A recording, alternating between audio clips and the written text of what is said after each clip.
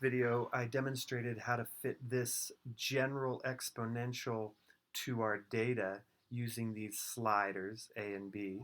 And one of the big takeaways is giving ourselves a little bit of flexibility with our initial value. Rather than going to the table and seeing that our initial value must be 5, we have to give ourselves a little flexibility with this to actually make the exponential fit the data. So after playing around with that manually, you kind of come up with an equation that relates these two things, D and C. D, the number of days since March 1st, and capital C, the number of cases. We're going to use Desmos to actually do that regression. And if you watch this video, you'll see a little bit about what regression is and how we use it in Desmos.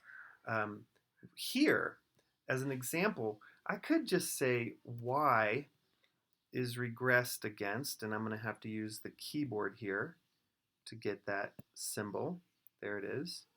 Y is regressed against, let's say, mx plus b. And nothing happens. And the reason nothing happens is it says y may not be used as a regression parameter. And the reason is because we don't have any data with a y. Let's imagine instead that capital C, the output of our actual graph, which is the number of COVID cases, was regressed against m times the number of days plus b. And there we get a linear model. And it tells us what the m and what the b would be to fit a line across this data. Obviously, it's not a very good fit at all. So we don't want to use this exponential model. Let's see what happens if we use a parabolic or a quadratic model. There's a quadratic model now that is regressing the number of cases against D, the days.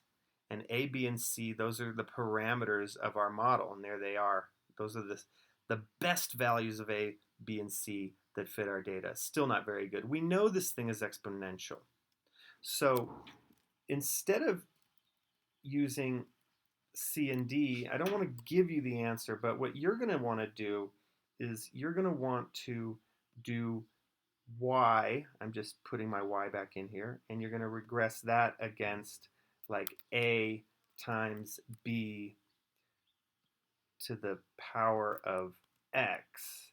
And that is how you regress, how you create an exponential regression. And of course, nothing happened here because you don't want y or x, you want c, the number of cases, and d, the number of days. So go ahead and get this regression working and see what the actual values of A and B are that best fit this data. And then you'll be able to compare those with what you got manually.